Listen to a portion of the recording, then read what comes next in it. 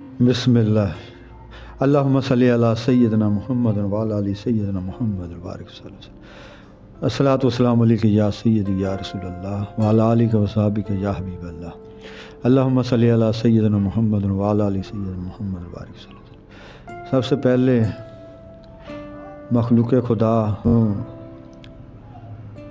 हजूर सैयद दो जहां हज़रत मुहम्मद मुस्तफ़ा सल्लल्लाहु अलैहि वसल्लम दी आमद दी खुशी विच मुबारकबाद देते हैं। सब नूं ईद उल नबी मुबारक हो।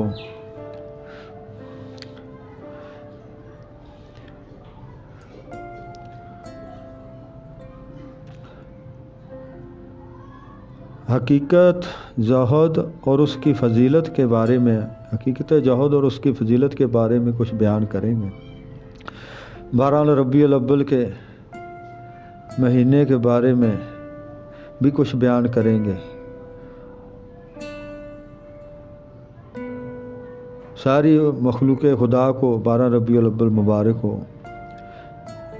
यही आरफों का ज़ुहद है।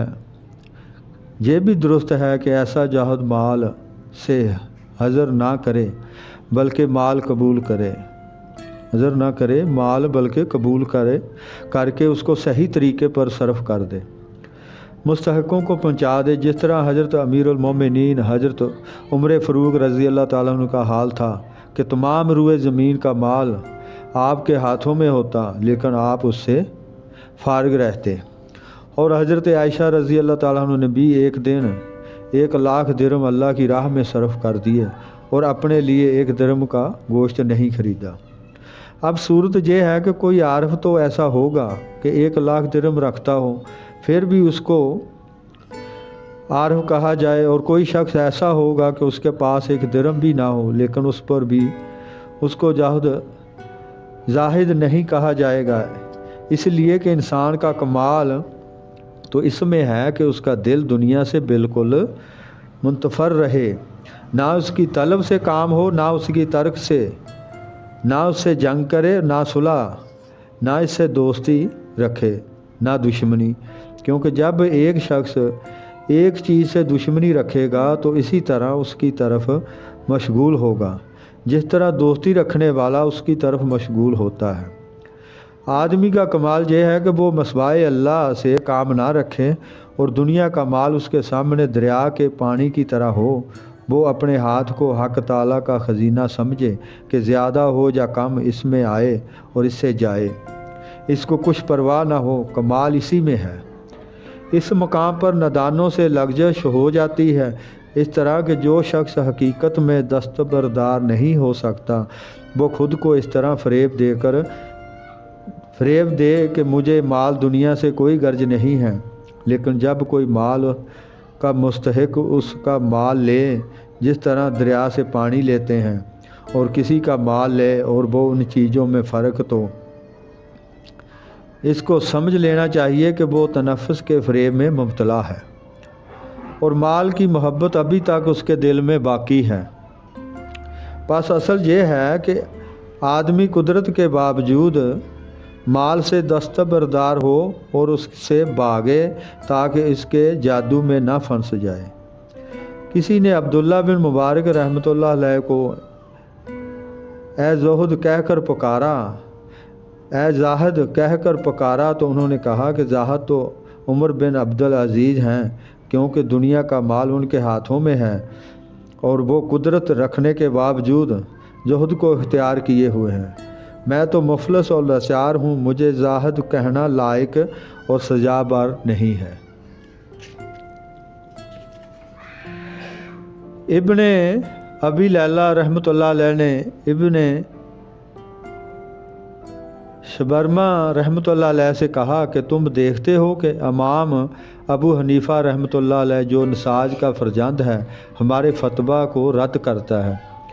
इब्ने शबरमा रहमतुल्लाह अलैह ने कहा कि मैं उनके नस्ब से वाकिफ़ नहीं हूँ, लेकिन ये खूब जानता हूँ कि दुनिया उनकी शाइक है और वो इससे भाग रहे हैं, और हमारा हाल ये है कि दुनिया हमसे बेजार है और हम उसको ढूंढ रहे हैं।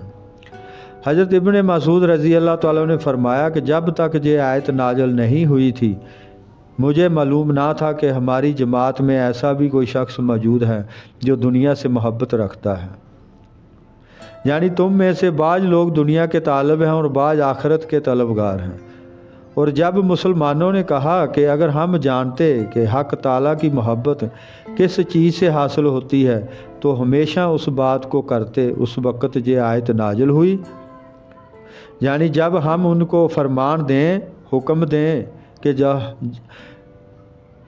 جہد میں اپنی جان دو یا اپنی بستی سے نکلو، تو یہ لوگ حکم بجا نہیں لائے سوائے تھوڑے سے لوگوں کے۔